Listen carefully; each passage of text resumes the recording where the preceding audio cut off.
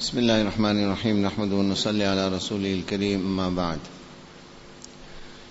وعن عبد الله بن بسر رضي الله عنه قال: كان للنبي صلى الله عليه وسلم قصعة يقال لها الغراء يحملها 4 رجال، فلما أضحوا وسجدوا الضحى أتي بتلك القصعة، يعني وقد ثرد فيها، فالتفوا عليها، فلما كثروا جثى رسول الله صلى الله عليه وسلم،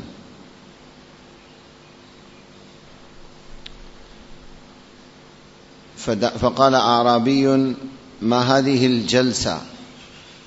قال رسول الله صلى الله عليه وسلم: إن الله جعلني عبدا كريما ولم يجعلني جبارا عنيدا. ثم قال رسول الله صلى الله عليه وسلم: كلوا من حواليها ودعوا ذروتها يبارك فيه. رواه داود بإسناد جيد. Continuing with the riwayat, we began the discussion yesterday. The narrator is a Sahabi by the name of Abdullah bin Busr radiyallahu anhu. He says that there was a large plate for Rasulullah sallallahu alayhi wasallam.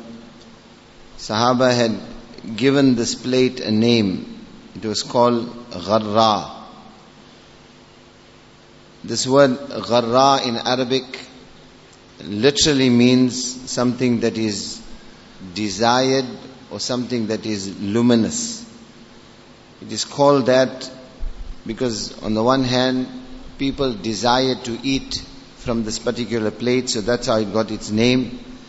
Or another explanation is that this word Gharra indicates something that shines or is attractive or is luminous. In other words, because of its radiance when food was placed upon it. Nevertheless, this was a huge plate. يحملها 4 رجال. It's mentioned that it would take 4 Sahaba to lift and carry this plate.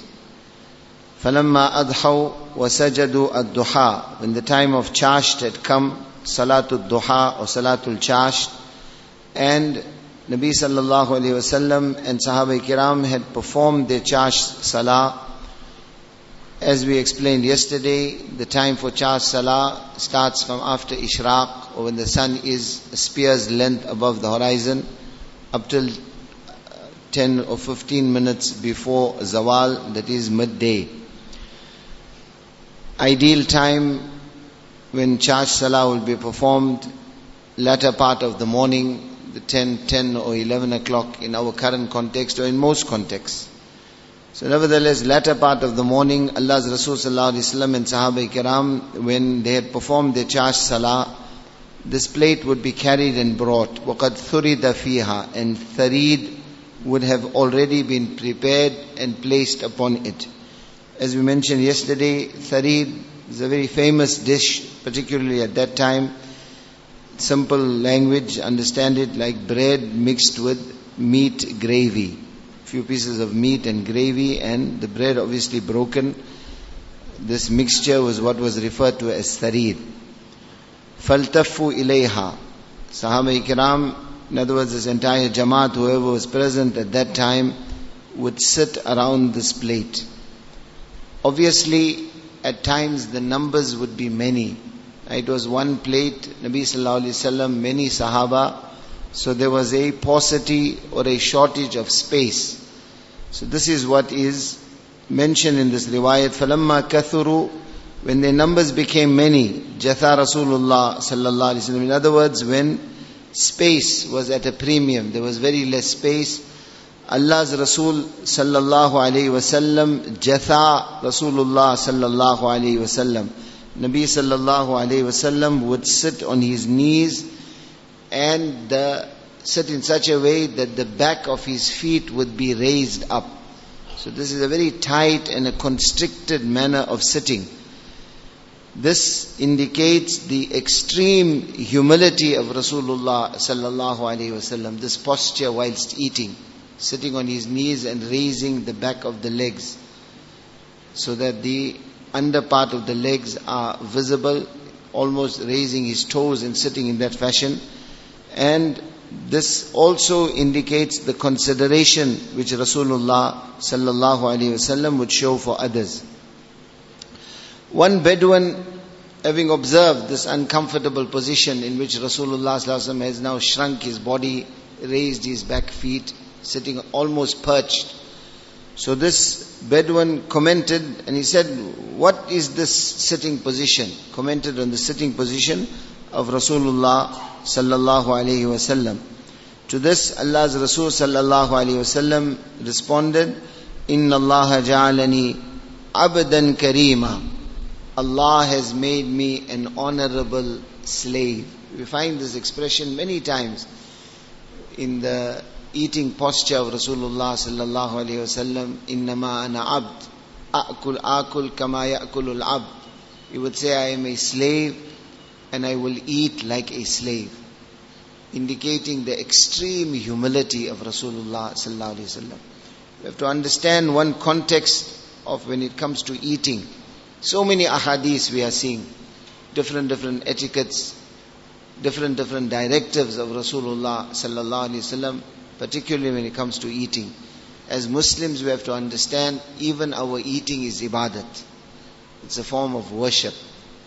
We denote or we show our thanks to Allah subhanahu wa ta'ala.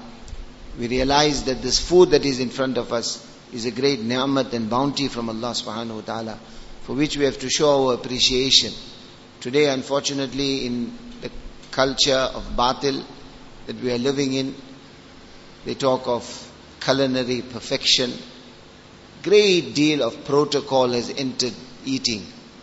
Different types of delicacies, different types of dishes, decorum, the dastarkhan certain color, the tablecloth certain color. We find in our functions, even on the tissues, a message is written, then the bowl is placed a certain way, the cutlery is placed a certain way. In fact, there are causes given. Where people are educated, the way in which cutlery should be placed, the way a bowl should be placed. Great deal of what we call israf and extravagance has become attached to the exercise of eating. Whereas eating for us is an ibadat. And the first rule of what is ibadat is simplicity. There has to be simplicity. And we have to show Allah. Ibadat, what does the word ibadat comes from? Abd. What is abd? You are a slave. You are humble. You lower yourself before Allah subhanahu wa ta'ala. So in all these ahadith, if we study and we ponder and we reflect on the various directives Rasulullah sallallahu alaihi wasallam showed us, we see this beautifully shining forth in the eating etiquette of Rasulullah sallallahu alaihi wasallam, that of abdiyat and abdiyat and abdiyat, Allah's banda, Allah's slave. The manner in which he used to sit, the command he would give that before you start eating, take Allah's name, remember Allah while you are eating. The way he used to eat. So, Inna Allah ja'alani abdan karima. Allah has made me an honorable slave. Walam yaj'alni jabbaran anida. And Allah has not made me a rebellious tyrant. Everything about Rasulullah sallallahu alaihi wasallam denoted his absolute humility and simplicity. And then this last section of the hadith is why Imam Nawawi rahimahullah has mentioned or brought this particular hadith in this chapter, just to recap the chapter that we are discussing. Al-amr bil-akl min janib al-qas'a wal-nahy anil akl min wastiha. The chapter which deals with the injunction of eating from the side of the plate, and as we mentioned, the side that is closest to you, and prohibition from eating from the center. Why? Because barakah and blessings, al-barakah tanzilu wasta ta'am, fakulu min hafatay, the previous riwayat, barakah and blessing descends in the center. So eat the center last, so that we come last to that section from where barakah and blessings from Allah subhanahu wa ta'ala is descending. ثم قال رسول الله صلى الله عليه وسلم, this riwayat, then Rasulullah sallallahu alayhi wasallam said, kulu min hawaliha, eat from the sides. وَدَعُوا ذِرْوَتَهَا, leave the section in the center. Leave the section in the center doesn't mean leave it permanently, so that you leave the food. No, it means leave it till the last. Why? yubarak fi, because Allah's barakah and blessings are descending in the center. So leave that till the end. However, there is one clarification which we have mentioned previously, that this will apply when there is one type of food. If there are more than one types of food on the dastarkhan, then there is no problem with you extending your hand to, obviously still having consideration for the others that are eating with you, for you to extend your hand towards that. And this is proven from hadith also. For example, one sahabi, once he shared the dastarkhan with Rasulullah sallallahu alaihi wasallam, and he observed, kana yatatabba'u ad-dibba yaltaqituha min as-sahfa, that he says that Nabi sallallahu alaihi wasallam actually looked for the dodi. Dodi is the Urdu word for it. We are familiar with it. In other words, soft vegetable which is very similar to potatoes. In other words, Nabi sallallahu alaihi wasallam had a specific liking for dodi. And this is why it is mentioned that Sahabi said that after I observed the manner in which Nabi sallallahu alaihi wasallam actually looked for the pieces of dodi from the plate, he said, I developed a distinct love for this for the rest of my life. So that proves that obviously that would not have been in the section closest to him, it was somewhere else in the plate. Yet Nabi sallallahu alaihi wasallam extended his hand towards that. So ulama ikram explained that if there is more than one type of food on the dastarkhan, then obviously this will not apply that you have to eat from the side that is closest to you, and obviously you will complete eating from the center. One more point that we learn from this hadith, and we see this in many ahadiths. In fact, the chapter that passed also is this of not eating alone, sharing the food. Eat in jamaat, eat in a group. Allah's help is with the jamaat.